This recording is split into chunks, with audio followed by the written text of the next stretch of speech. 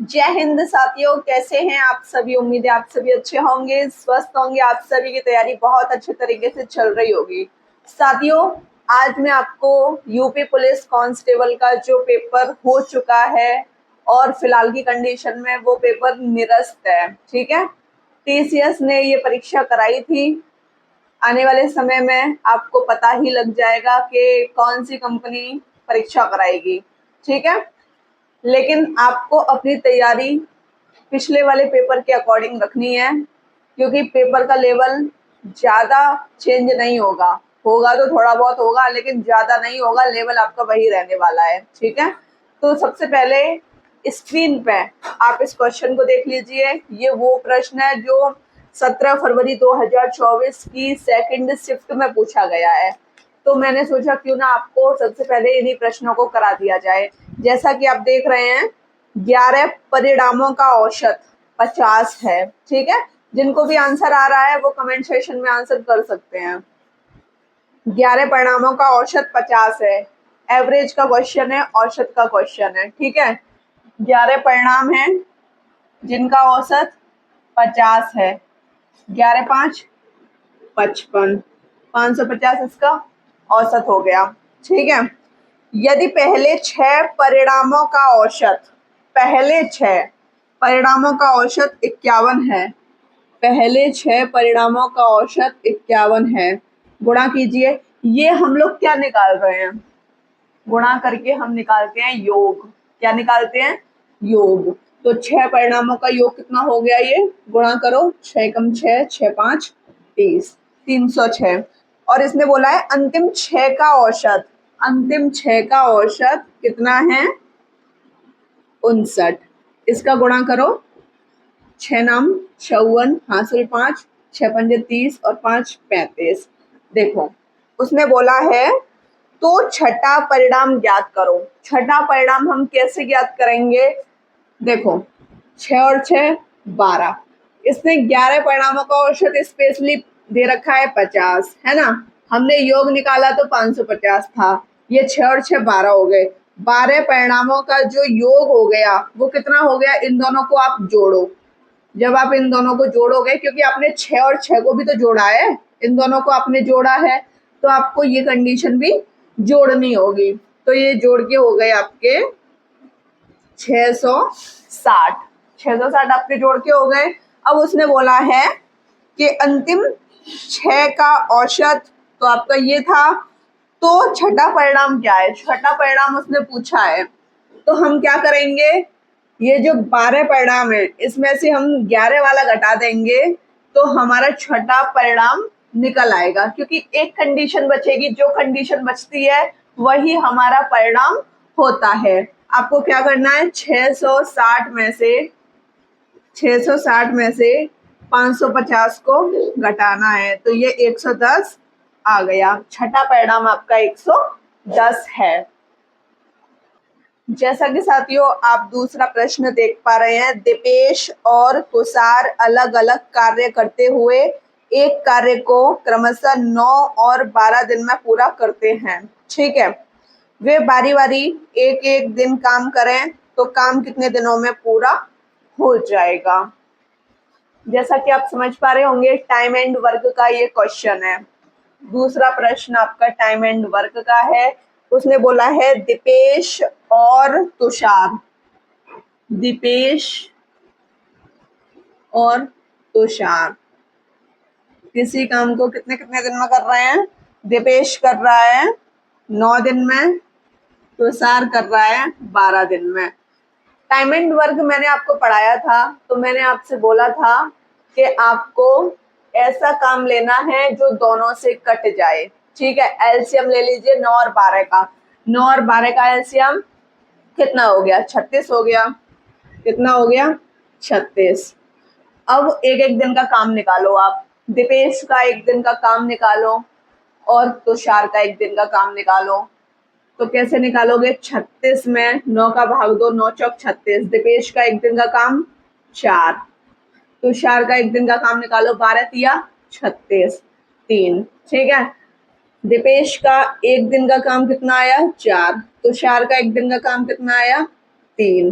देखो, बारी बारी से काम हो रहा है, एक और एक 2, 2 दिन में कितना काम हो जाएगा? 7। कितना काम हो जाएगा 2 दिन में?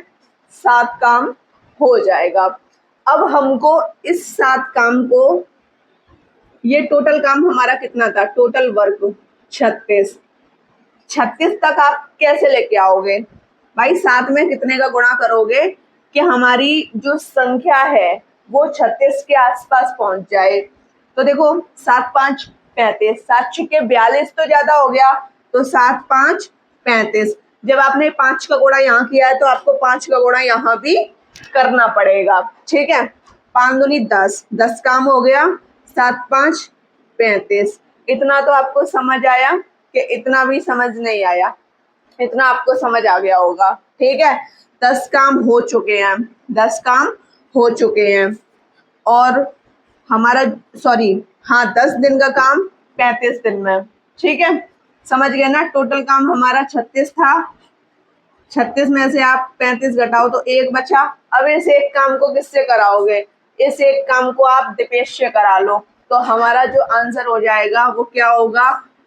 1 बचा है, 1/4। 10 सही 1/4 दिन में हमारा काम पूरा हो जाएगा, ठीक है।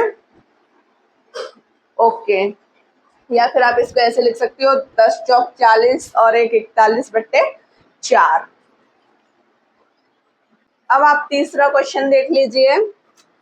33 मीटर कपड़ा बेचने पर, ठीक है, कपड़ा कितना बेचा जा रहा है? 33 मीटर सेलिंग प्राइस। 33 मीटर कपड़ा बेचने पर व्यक्ति को 11 मीटर का विक्रय मूल्य प्राप्त होता है, ठीक है। 11 मीटर का विक्रय मूल्य प्राप्त होता है। लाभ प्रतिशत ज्ञात कीजिए। लाभ प्रतिशत ज्ञात कीजिए। देखो ये जो 11 है ये क्या है? ये लाभ है। क्या है? लाभ। 11 जो इसने दे रखा है ना, 11 मीटर का विक्रय मूल्य प्राप्त होता है, ये 11 लाभ है, ठीक। और ये सेलिंग प्राइस आपका विक्रय मूल्य है। अब आप यहाँ से क्रय मूल्य आसानी से निकाल लोगे, क्योंकि जो लाभ होता है, लाभ बराबर होता है विक्रय मूल्य माइनस क्रय मूल्य। लाभ कितना है आपका?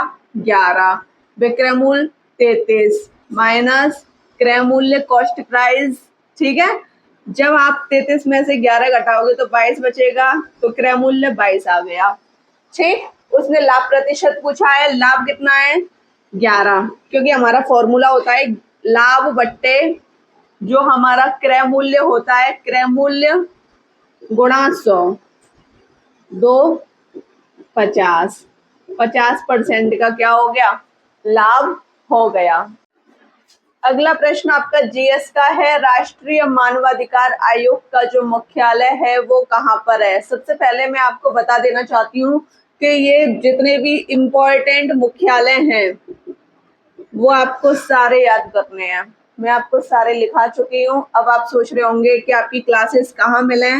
प्लेलिस्ट, यूट्यूब की प्लेलिस्ट में आपको क्लासेस मिल जाएंगी, जिसमें स्टैटिक जीके भी पढ़ाई है, ज्योग्राफी भी पढ़ाई है, पॉलिटिकल साइंस भी है, हिस्ट्री पूरी तो नहीं बोलूँगी लेकिन कुछ हिस्ट्री मैंने आपको पढ़ाई है, ठीक है। इतना पढ़ाया है। यूपी जीके फुल पढ़ाई है यूपी पुलिस के लिए। तो स्टैटिक जीके में आपको मिल जाएंगे मुख्यालय, वहां से आपको याद करने हैं। बहुत सारे बच्चों को याद भी होंगे जिन्होंने पढ़ रखा है, ठीक है। तो आपको पूरी कोशिश करनी है याद करने की। इस क्वेश्चन का आंसर कीजिए। राष्ट्रीय मानवाधिकार आयोग का मुख्यालय तो ये है नई दिल्ली में। कहाँ पर है? नई दिल्ली में मुख्यालय है। आज की क्लास का लास्ट क्वेश्चन है। अब आप सोच रहे होंगे कि बहुत छोटी क्लास हो गई, लेकिन कोई नहीं, इनफ है, ठीक है। आपको क्या करना है? जो भी पढ़ाया गया है उससे रिलेटेड आप पढ़िए, ठीक है। समझ गए ना? उत्तर प्रदेश पुलिस की जो टैगलाइन है वो क्या है? और आपको मुझे कमेंट सेक्शन में ये भी बताना है महत्वपूर्ण जो टैगलाइन है, मोस्ट इम्पोर्टेंट टैगलाइन, वो आपको बतानी है, ठीक है। ये आपका काम रहेगा। कमेंट सेक्शन में जो भी सबसे पहले कमेंट करेंगे उनका कमेंट पिन किया जाएगा। तो आप पूरी कोशिश करें आंसर देने की, ठीक है। मिलते हैं अगली क्लास में, तब तक के लिए सभी को जय हिंद।